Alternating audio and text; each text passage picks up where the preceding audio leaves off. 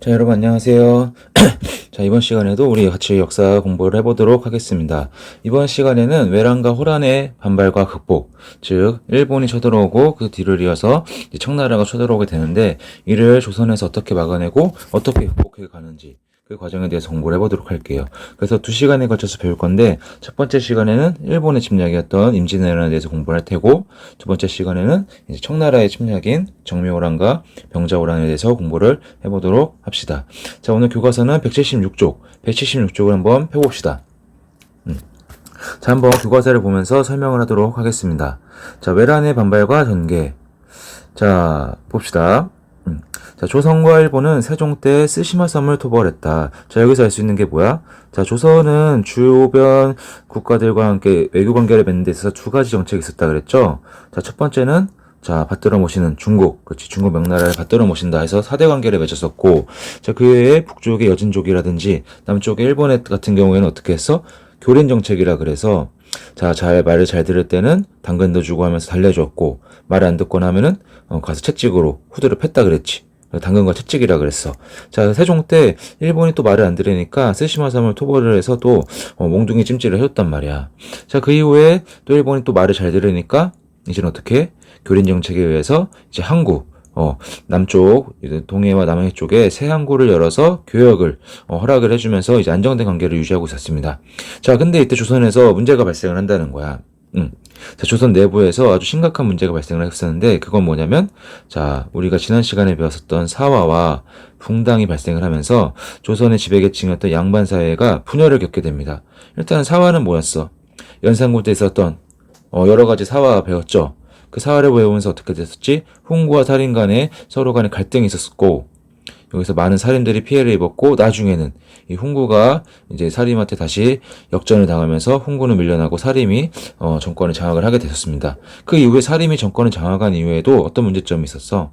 살인 간에서도 서로 간에 의견이 맞는 사람끼리 모여서 붕당을 형성을 한다 그랬죠. 그 붕당이 형성이 돼가지고 처음에는 아주 잘 됐어. 서로 잘못된 게 있으면 서로 간에 의견 조절도 하고 비판도 겸허히 받아들이고 고칠 거는 고치고 하면서 서로를 존중해주면서 붕당 정치가 이루어졌었는데 시간이 지나면서 이러한 비판이라든지 아주 건전한 붕당 정치가 아주 이제 없어지게 됩니다. 서로 간에 자기 정당이 모든 정권을 장악하기 위해서 상대 붕당을 비판을 하고 아무 근거도 없는 비판을 가하고 공격을 하고 이렇게 되면서 서로 이제는 협력하는 관계가 아니라 너 죽고 나 살자 이런 식으로 붕당 간의 갈등이 발생을 하면서 양반 사회가 심각한 분열을 겪게 되었습니다. 내부에서부터 갈등이 폭발을 하고 있었다는 거야. 이후 시간이 흘러서 16세기 이후 1500년 중반 이후에는 국정이 혼란해진다는 것은 왕권도 뭔가 약해지게 되고 신하들도 서로 지들끼리 싸우느라 바쁘고 하니까 나라 일을 제대로 돌볼 수 있겠어요? 나라 일은 관심이 없어. 오로지 자기네들 붕당, 어떤 붕당이 정권을 장악하느냐 거기에만 온통 신경이 쓸려 있단 말이야. 그러다 보니까 조선에서는 지방행정이라든지 조세제도, 군역제도 등이 제대로 돌아가지가 않는 거야. 문란해진다는 것은 제대로 돌아가지 않는다는 말이야. 그러다 보니까 당연히 가장 심각한 문제점이 국방력이 약화된다는 거야. 군역제도 해가지고 우리 조선에서는 16세에서 20세까지 군역의 의무를 져야 된다 그랬었죠. 근데 나라 일이 제대로 돌아가지 않다 보니까 제때 그 나이에 맞춰서 군역의 의무를 져야 되는 사람들이 안 가는 경우도 있고 생기다 보니까 군인의 숫자가 줄어들게 되고 또 한편으로는 그걸 관리하는 사람들도 붕당 싸움에만 빠져있다 보니까 무기 관리도 안 돼, 훈련도 제대로 안 해 해서 국방력이 심각하게 약화가 됩니다. 이렇게 조선은 완전히 나라가 혼란스럽고 약해지는 시기였는데 반대로 전쟁을 일으킨 당사자인 일본에서는 어떤 일이 있었느냐.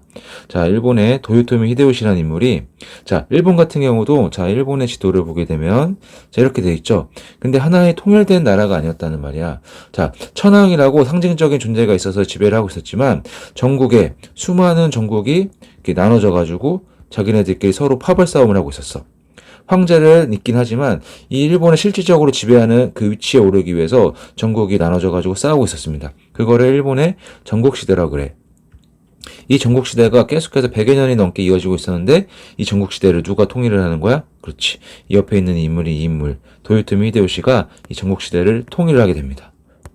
자, 전국시대가 통일이 됐어. 그러면 일본은 어떻게 될까? 당연히 그 전까지는 여러 개의 서로 파벌로 나눠져가지고 싸우다 보니까 힘이 하나로 합쳐지기가 힘들었었는데, 이 도요토미 히데요시라는 인물에 의해서 하나로 통일이 되니까 당연히 힘도 세질 수밖에 없겠죠. 자, 근데 도요토미 히데요시는 한 가지 문제점이 빠지게 돼. 어떤 거냐? 자, 통일을 하면은 다 모든 게 편해질 줄 알았었는데 뭐냐? 통일이 되다 보니까 이 전쟁. 자, 일본은 100여 년에 갇힌 전국 시대를 거친다 그랬잖아. 그럼 그 과정에서 수많은 전쟁이 일어났습니다. 수많은 전투와 이 과정 속에서 전투를 통해서 공을 세우는 사람도 많고 불을 쌓는 사람도 많아졌을 거야. 근데 전쟁이 끝났다? 통일이 되면서 그러면 더 이상 공을 쌓을 기회도 없고 불을 늘릴 기회도 없을 거야. 그러니까 당연히 불만이 점점 쌓여져 가는 거야. 그 불만은 누구한테 향하는 거야? 이 전국시대를 통일한 도요토미 히데요시한테 향하는 거지.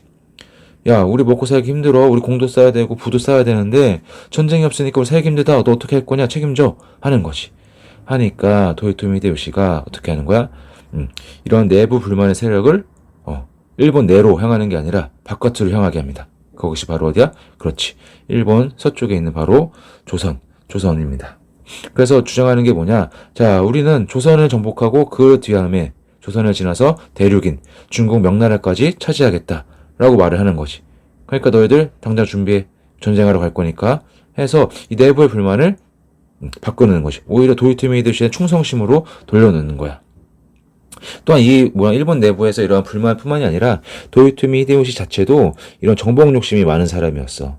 나는 언젠가 장차 전국을 통일한 다음에 조선과 명나라를 정복해서 이 세계의 주인공이 되겠다라고 맨날 말하는 정도로 아주 정복력이 강한 사람이었습니다. 이런 정복력이 강한 사람이 일본 내부의 문제와 결합이 되면서 이제는 전쟁을 일으키게 되는 거죠. 해서 전쟁을 일으키는데 명분이 뭐였냐? 자, 일본은 명을 정벌하러 가겠다라고 일본에 사신을 보내는 거죠. 근데 그러니까 당연히 너희가 길을 빌려달라. 우리가 명나라 정벌하는 길을 빌려줘. 우리 군대들이 지나갈 수 있게. 근데 당연히 조선에서는 이거를 들어주겠어? 아니야. 들어주지 않겠지. 자, 이렇게 일본에서 이런 말들을 하면서 전쟁을 일으킬 것 같은 분위기가 형성되니까 조선에서 어떻게 하느냐? 그 전까지 붕당 싸움에 지쳐 있었는데 이때만큼은 정신을 차려가지고 일본에 사신을 보내기로 합니다. 어떻게? 일본이 정말 전쟁을 일으키려고 하는지 한번 가서 보고 와라 라고 당시 왕이었던 선조가 사신을 파견을 하게 되죠. 근데 여기서 문제점이 뭐야? 바로 뭐야? 붕당 간에 치열한 싸움이 일어나고 있었다 그랬죠. 물론 사신을 파견을 하기로 했지만 어느 한 붕당 사람만 보낸 게 아니었단 말이야. 두 붕당으로 나눠져 있었는데 이 두 붕당 사람을 서로 보내게 됩니다. 근데 갔다 와서 하는 말이 이 서로 간의 붕당을 대표하는 사람 같은 사신 두 사람의 의견이 갈라지는 거지. 이 한쪽은 뭐라는 거야? 도요토미 히데요시는 아주 좋은 사람 같다. 전쟁을 일으킬 것 같지 않다. 전혀 그렇지 않다. 그러니까 안심해도 될 것 같다. 근데 반대로 이쪽 상대 붕당 사람은 아니다. 도요토미 히데요시는 보니까 아주 나쁜 놈처럼 보여. 지금 일본도 전쟁 준비 한창인 것 같아. 우리 지금부터라도 당장 준비하고 있어야 돼. 라고 하는 거지. 이렇게 사신으로 갔던 사람들 간의 의견이 갈리니까 어때? 조선 내부에서도 치열하게 또 싸우게 되는 거지. 전쟁이 난다, 안 난다 하고 치열하게 다투는 순간 그 와중에 결국은 전쟁이 일어나게 되고 조선은 제대로 된 준비 없이 일본을 맞이하게 됩니다. 그래서 1592년에 일본이 조선을 쳐들어오게 되는데 임진년에 외놈들이 난을 일으켰다 해가지고 임진왜란이라고 부르는 거죠. 자, 그럼 본격적으로 외란의 과정에 대해서 봅시다. 자, 교과서 177쪽을 볼까?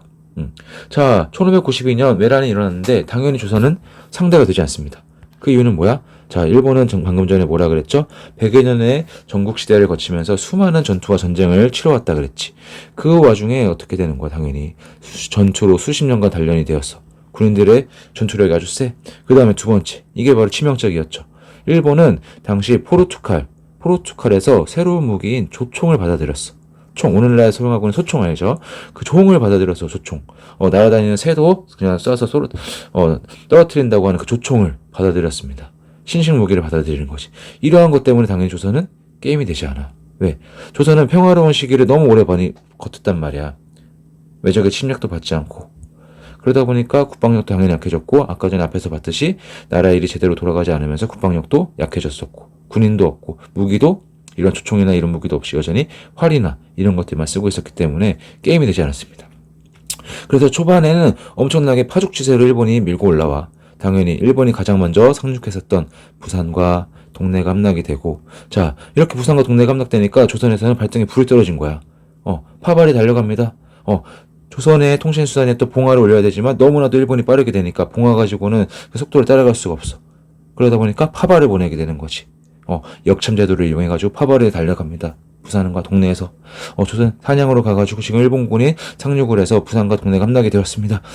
조만간 여기까지 올라올 수 있을 것 같습니다. 하는 것이. 그러니까 조선에서 어떻게 하는 거야? 부랴부랴 당시 조선에서 가장 명장이라고 했던 신립이라는 장군이 있었는데 이 신립을 충주로 내려보냅니다. 신립아, 이 충주가 마지막 방어선이다. 여기가 뚫린다면은 한양도 금방이야. 그러니까 너가 바로 지금 충주로 내려가서 막아내. 하는 것이. 그러니까 신립, 조선의 명장 신립이 알겠습니다 하고 내려가게 되지. 신립은 자 북쪽의 여진족을 항상 조선에서 교린 정책에 의해서 달래기도 하고 혼내주기도 했다 그랬지. 이 혼내줄 때 활약했던 사람이 바로 신립이야. 근데 그 신립의 주 병대의 주력 구성은 뭐냐면 바로 기마병이었어. 말을 탄 부대였다는 거지. 그래서 신립이 기마 부대를 이끌고서 충주로 내려가서 진을 피게 되는데 여기서 신립이 엄청난 실책을 하게 되는 거죠. 자, 죽기 아니면 살기다 해가지고 배수의 진을 치는 거야. 배수의 진이 뭐야? 뒤에는 강이야. 강이 흐르고 있습니다. 근데 강을 뒤에다 두고서 여기다가 기마병 진을 패는 거지. 일본은 여기서 오게 되고. 즉, 이 배수의 진에 말하고 하는 것은 뭐야? 얘들아, 뒤로 후퇴하면은 강이 흐르고 있어. 강에 빠져서 죽을 수밖에 없다. 그러니까 우리는 오로지 앞으로만 달려나가서 저 일본군을 꺾어야 된다고 하는 그런 굳은 의지를 다지는 게 바로 배수의 진이지. 근데 당연히 엄청난 실책으로 다가가게 되죠. 또한 강가에 주둔하게 됐는데 배수의 진을 강가다 보니까 땅이 무르고서 이렇단 말이야. 땅이 무르면 어떡해? 자, 신립의 주력병인 기마부대 말이 달려나가야 되는데 땅을 힘차게 박차고서 속도가 가장 중요한데 그 속도를 낼 수가 없었단 말이야. 이러한 문제점이 있었다는 거지. 자, 그래서 결과적으로 어떻게 되는 거야? 자, 신립이 배수의 진을 치고서 일본군을 맞이했었는데 당연히 대패하겠죠. 또한 하나 관계했던 게 뭐냐면 이 신립 같은 경우는 자기 기마부대를 너무 믿었다는 거야. 속도전. 우리 기마부대가 아주 빠르게 달려나가면은 일본군은 총을 쏠 틈새도 없을 것이다. 총 쏘는 와중에 죽을 것이다 라고 생각을 했던 거지. 근데 일본군은 자 조총 같은 경우가 어떤 문제점이 있었냐. 오늘날처럼 연속적으로 사격이 불가능했어.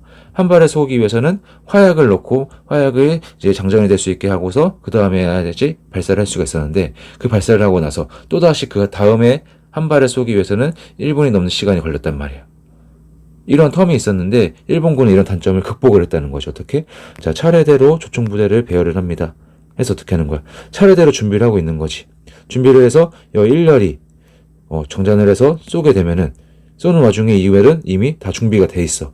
그래서 일군이 쏘고서 뒤로 다시 가게 되면은 이때 2열이 준비된 한 발을 또 쏘게 되고 또 2열이 쏘고서 다시 뒤로 가게 되면은 뒤에 있던 3열이 또 총을 쏘게 됩니다. 이런 식으로 조총이 발사 순간순간에 그런 텀을 아주 줄여서 단점을 없앴다는 것이. 그렇기 때문에 신립의 기마부대가 앞으로 전진을 해서 속도로 달려간다 한들 조총부대는 이미 준비해서 한 발을 쏘고 넘어가고서 뒤에서 또 한 발 쏘고 연속적으로 사격이 가능했다는 거야. 당연히 신립의 기마부대는 달려가자마자 조총을 맞고서 쓰러지게 됩니다.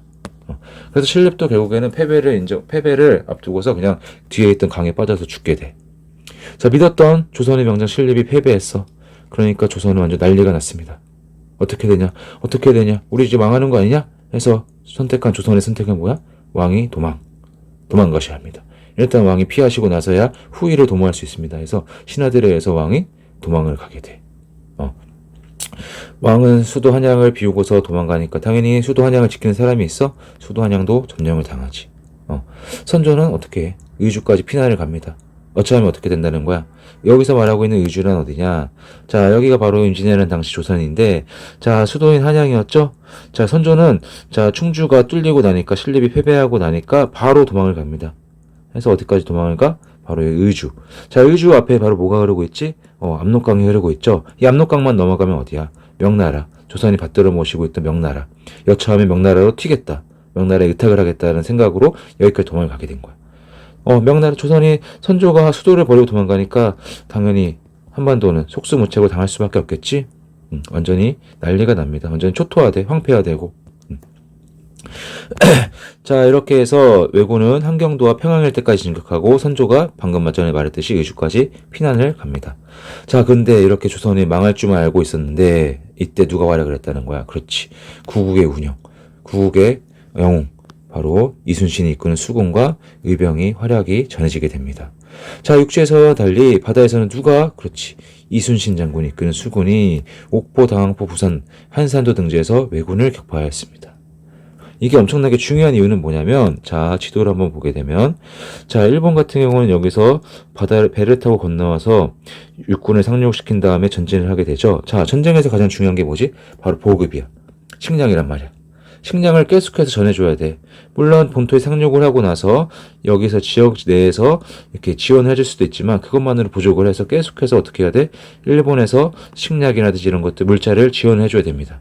근데 육지로 해서 이동하는 것은 그 속도가 느리고 곡물이나 이런 것들의 물량이 무게가 많기 때문에 사람이나 이렇게 육지로 옮기기에는 어렵단 말이야.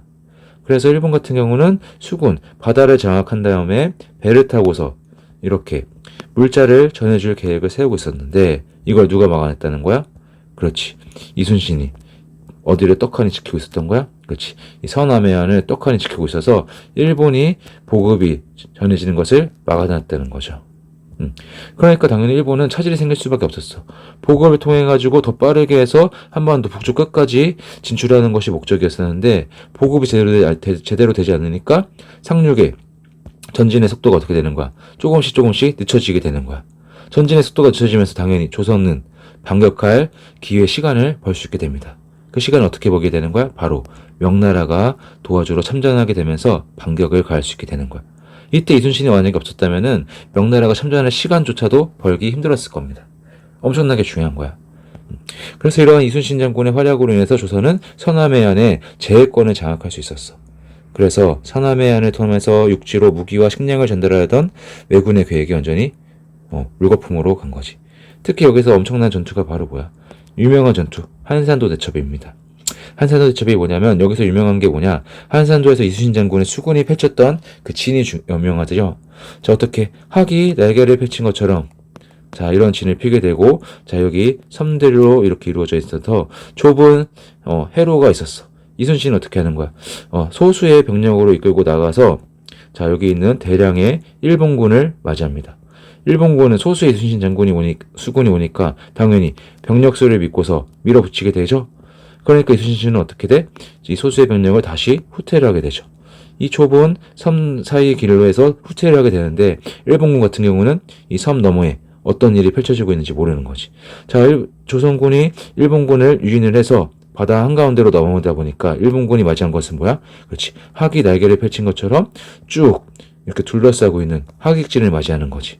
당연히 이 좁은 길을 통해서 방금 빠져나온 일본군은 일렬로 나오다 보니까 이 넓은 진을 펼치고 있는 조선군에게 속수무책으로 당할 수밖에 없는 거지. 이때 활약했던 무기가 또 뭐냐면 조선은 조총은 없었지만 화포는 있었습니다. 화포. 화포 오늘날처럼 터지면서 폭발을 일으키는 게 아니라 단지 그냥 단순하게 포탄을 날려가지고 그 포탄에 의해서 배를 이제 침몰시키는 그런 기능을 하는 포탄이 있었던 화포가 있었다는 거야. 그래서 여기서 수많은 화포를 장거리에서 쏘게 되면서 일본군의 배를 다 침몰시키게 되는 거지. 이게 바로 그 유명한 한산도 대첩이야. 이순신 장군은 전승이죠. 싸우면 다 이겼어. 이 중에서도 엄청나게 가장 대승을 거뒀던 게 바로 한산도 대첩이야. 조선시대에 3대 대첩이 있는데 그 중에 하나입니다. 자, 이렇게 해서 한편 바다에서는 이순신이 수군이 활약을 하고 또 육지에서는 누가 활약을 하느냐? 그렇지. 사림과 전직관리 등이 지역 농민들을 모아서 의병을 결성을 했다는 거야. 왕은 백성을 버리고 도망을 갔는데 남겨진 신하들과 백성들은 의병을 만들어서 일본군에 맞서 싸웠다는 거지. 근데 이 의병이 전투력이 그렇게 크진 않았는데 이들이 활약을 할 수 있었던 이유가 뭐냐면 이들은 당시 그들이 살고 있었던 주둔하고 있는 지역에 대한 지리에 대해서 아주 해박했던 거지. 어디에 뭐가 있고 어디로 가면은 지름길이 있고 어디로 가면은 일본군이 속수무책 당할 수밖에 없는지를 알고 있었단 말이야. 그래서 지형 지물을 이용해가지고 그런 게릴라전을 펼치게 됩니다. 치고 빠지는 이런 식으로 해서 이런 게릴라전을 통해서 왜군에게 큰 타격을 주는 거지. 왜? 일본군은 한반도 이 조선 땅에 대해서 무지하단 말이야. 아는 게 별로 없어. 그러다 보니까 지리에 익숙한 이런 의병 게릴라 부대한테 당할 수밖에 없었던 거지. 또한 조선에서는 되게 홀대받았었던 불교. 왜? 조선은 성리학 국가였죠. 유교 국가란 말이야. 그래서 고려시대와 달리 불교를 천대했죠. 근데 그 천대했던 불교의 승려들조차도 왕은 도망갔는데 조선을 지키기 위해서 승려들이 모아서 일본군에 싸웠다는 거 중요합니다. 뭐야? 한나라의 지도자는 백성을 버리고 도망을 갔는데 버리고 도망간 신하들이나 백성들 그리고 승려들은 오히려 조선을 지키기 위해 싸웠다는 거. 이 사실이 중요하죠. 자, 한평화 명이 드디어 참전을 했습니다. 자, 명이 참전했던 이유는 뭐야? 즉 조선 땅이 함락이 되고 나면 그 다음 순서는 누구야? 바로 명나라야. 그래서 명나라 입장에서는 자, 자기네들 전쟁의 무대를 명나라, 중국 본토로 확대하기가 싫었다는 거지. 전쟁을 어디서 끝내고 싶은 거야? 그렇지. 조선 땅에서 끝내고 싶었다는 거야. 그렇기 위해서 명나라가 드디어 엄청난 대군을 조선 땅으로 보내게 됩니다. 명나라가 참전하면서 드디어 조선은 반격을 할 수 있게 됐어. 조명연합군이 만들어진 거죠. 그래서 처음으로 평양성을 되찾게 되고 그 다음에는 이 행주에서 권율장군, 유명한 권율장군이 행주대첩이라고 알고 있어? 행주대첩. 자, 행주대첩은 뭐냐? 자, 방금 전에 조명연합군이 평양성을 되찾았다 그랬죠? 평양성을 되찾고서 파죽지세로 밑으로 내려오게 됩니다. 그러니까 일본군은 이쪽에서 당연히 후퇴를 할 수밖에 없게 되겠지. 후퇴를 하는 과정 속에서 이 행주산성에 권율 장군이 웅크리고 있었다는 거야. 군대를 이끌고서 여기서 버티고 있었다는 거야. 근데 내려가는 와중에 일본군이 이 행주산성을 공격하게 되는 거지. 야, 가더라도 우리 저기는 정복하고 가자. 다 죽여버리고 가자.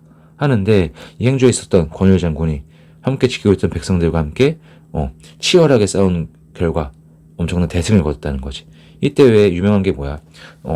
안양네들이 여자분들이 행주 치마에다가 돌을 들고서 운반을 해가지고 돌을 던지고서 싸웠다는 유명한 거지. 행주대첩. 그 3대 대첩 중에 하나야. 바로 행주대첩. 바다에서는 아까 뭐가 있었어?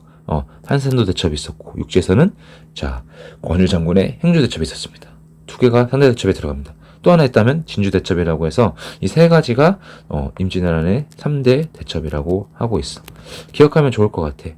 바다에서는 한산도 대첩, 육지에서는 행주대첩과 진주대첩. 자, 이렇게 조명연합군이 평양성을 되찾고 행주산성에서 또 대패를 하게 되니까 일본은 어떻게 하는 거야? 휴전을 제안을 하는 거지. 잠깐, 야, 쉬자. 야, 휴전하자. 하는 거지. 자, 근데 이 휴전은 어떻게 될까? 깨지게 됩니다. 그 이유는 뒤로 넘어가서 봅시다. 자, 보면은 뭐라고 나와있어? 일본의 무리한 요구로 휴전 협상은 실패를 했다. 왜 실패했느냐? 자, 당시 일본에 있고 있던 도요토미 히데요시가 아주 무리한 요구를 해. 자, 첫 번째, 뭐였어? 자, 첫 번째 요구는 명나라 공주를 일본에 시집 보내라. 명나라 공주를 일본에 시집 보내라. 두 번째, 자, 조선은 여러분 몇 개의 도로 나눠져 있어? 우리 배웠었잖아. 지방행정제도 배울 때. 조선은 8도로 나눠져있죠. 근데 이 8도 중에 4개의 도를 일본에 넘겨라. 하는 거야. 또한 세 번째는 뭐야? 조선의 왕자와 신하들을 일본에 인질로 보내라는 거지. 이러한 이유들은 당연히 명나라도 그렇고 조선 입장에서도 그렇고 받아들일 수 있습니까? 받아들일 수 없단 말이야. 당연히 이 요구를 조선과 명나라에서 받아들이지 않으니까 도요토미 히데요시는 다시 화가 나서 전쟁을 일으키게 됩니다. 그 전쟁이 바로 뭐야? 1597년에 있었던 정유재란입니다. 자, 1592년에 임진왜란이 일어났고, 자, 그 다음에 순간 이제 명나라가 참전하게 되면서 조명연합군이 반격을 하게 되고, 그러다 보니까 일본이 휴전을 제안하게 됐지만 휴전이 결렬이 되고 다시 몇 년의 전쟁이 일어난다? 1597년 정유년에 다시 일본이 쳐들어오게 돼서 정유재란이라고 말을 하고 있습니다. 자, 하지만 이런 휴전 시기에 휴전은 되게 휴전협상이 오래 걸렸단 말이야. 그때 조선은 그냥 손 빼고 있었을까? 아니야. 이때만큼은 조선도 다시 일본이 침략을 할 걸 예상을 하고 그때 어떻게 막을 것인지 방어 대비를 하고 있었다는 것이. 속수무책을 당하고 싶지 않았다는 거야. 그전 임진왜란처럼. 그래서 군제를 개편하고 무기, 성곽 등을 강화해서 일본의 침략을 막아냅니다. 이때 다시 조선도 무기를 개량했다잖아. 그래서 일본군의 조총을 조선도 드디어 보유를 하게 돼. 일본이 가져왔던 그 조총을 분해하고 이렇게 분석을 하게 되면서 조선도 조총을 만들어서 사용을 하게 됩니다. 자, 이래서 당연히 정유재란 때는 일본이 쉽게 조선을 공격하지 못해. 자, 그러다 보니까 조선도 일본의 침략을 효과적으로 막아내게 되겠죠. 바다에서는 여전히 누가 활약을 하게 되고, 이순신 장군이 활약을 하게 되고. 자, 그런 와중에 이제 전세가 불려지니까 일본은 전세도 불리하고 또한 일본 본토에 있었던 당시 그들의 지도자였던 도요토미 히데요시가 사망을 하게 됩니다. 그러니까 더 이상 전쟁을 일으킬 명분이 없는 거야. 도요토미 히데요시가 계속해서 전쟁을 하라고 했었는데 그 명령을 내리던 도요토미 히데요시도 죽고 전세도 분리하기만 해. 하니까 결과적으로 조선에서 철수를 하게 되는 거죠. 1598년. 자, 근데 이때 이순신 장군이 어떻게 하는 거야? 조선이나 명나라는 야, 더 이상 싸우지 마. 일본 이제 후퇴하니까 그냥 내버려둬 했는데 이순신 장군은 절대 그냥 돌려보낼 수 없다. 다 죽여버려야 된다 하고서 끝까지 쫓아가게 되죠. 그러면서 노량에서도 도망가고 있던 일본군을 습격을 해서 큰 승리를 거두게 되지만 이때 총탄을 맞고서 이순신 장군도 전사를 하게 되지. 그러면서 임진왜란은 이제 끝나게 됩니다. 자, 이렇게 해서 임진왜란에 대해서 배워봤어. 1592년 일본 전국시대를 통일했던 도요토미 히데요시가 일본 내부의 불만을 달래고 자신의 정복욕을 이제 성취하기 위해서 조선 땅을 쳐들어왔다는 게 바로 시작이었죠. 그리고 처음에는 속수무책으로 단련된 일본의 정예병사와 그리고 조총이란 신무기를 당해낼 수 없었던 조선은 또 당시 조선은 내부적으로 되게 이런 준비가 하나도 안 됐었다 그랬지. 사화라든지 붕당 간의 이런 정쟁으로 인해서 내부 분열이 심했기 때문에 대응을 하기가 힘들었어.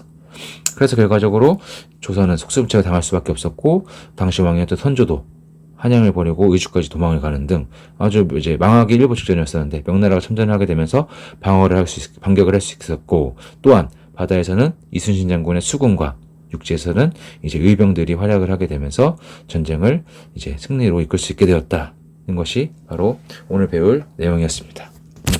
자, 이렇게 해서 오늘 우리가 임진왜란에 대해서 배워봤어. 아이고, 자, 옆에 내용도 있네. 옆에 내용 빨리 보고서 우리가 끝내도록 하겠습니다. 자, 여기 밑에 보면은 당시 임진왜란 당시 사용했던 조선의 무기들이 나와 있어. 조선에서 화포를 사용했다 그랬죠? 이게 화포를 사용하는 것고, 그리고 일본에서 사용했던 조총의 무기도 있고.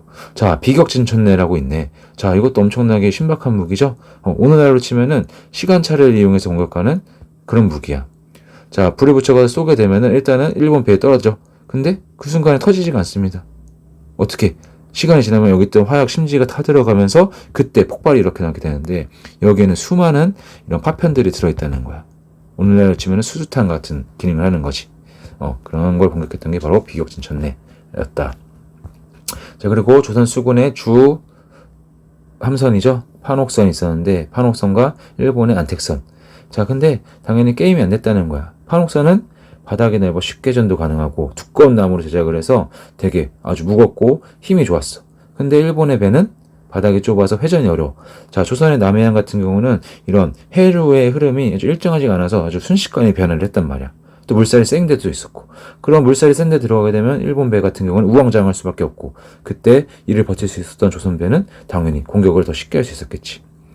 또한 선체가 되게 얇은 나무로 만들어져가지고 조선에서 발사를 한 화포를 맞고서 그냥 속수무책으로 그냥 침몰할 수밖에 없었죠. 자, 그리고 여기 나오는 게 바로 뭐야? 자, 유명한 3대 대첩 중에 하나였던 한산도 대첩 때 이순신 장군이 사용을 했던 하객진 전법입니다. 주변의 지역을 활용을 해서 학이 날개를 펼친 것처럼 해서 공격을 하게 되는 하객진 전법이 나와 있네요. 자, 옆에 봅시다. 외란의 영향을 보자. 자, 조선이 결국에는 일본의 침략을 막아내긴 했지만 큰 피해였단 말이야. 7년의 긴 시간 동안 전쟁 중에 많은 사람이 죽고 포로로 끌려갔으며 또 조선 땅에 있는 수많은 문화재를 약탈당했습니다.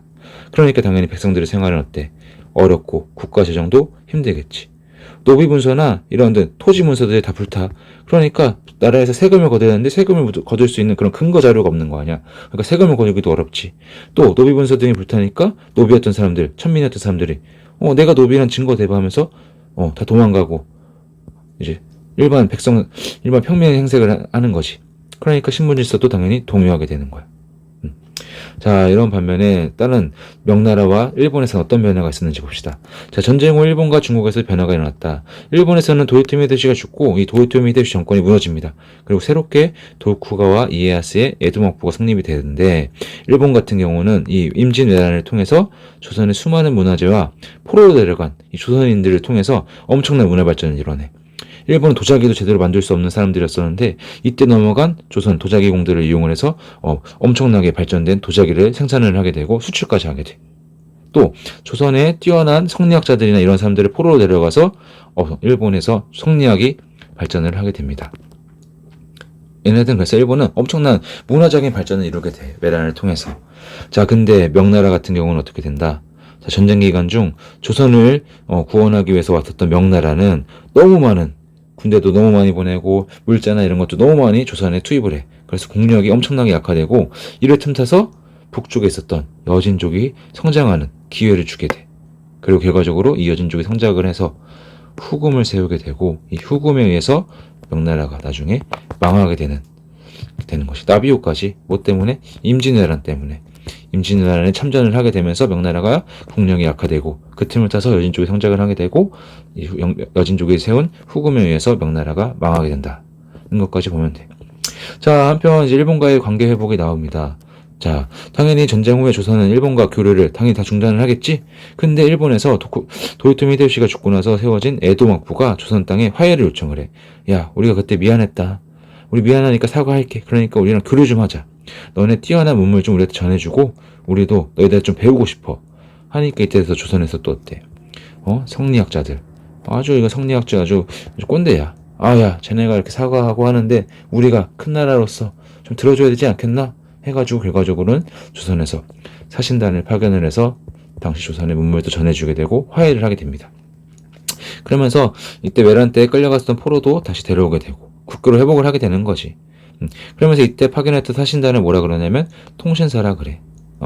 통신사. 그래서 이 통신사를 통해서 조선의 문화가 더욱더 일본에 전해졌다고 합니다. 밑에 보면은 뭐 일본에 당시 조선에서 끌려간 도자기 만드는 사람들을 해서 일본에서 도자기가 엄청나게 생산되었다는 거, 그 이야기가 나오고 있는데 잘 보면 좋을 것 같고 오늘 좀 수업이 길었네요. 자, 오늘 내용 잘 정리해보고 다음 시간에 만나도록 합시다. 안녕.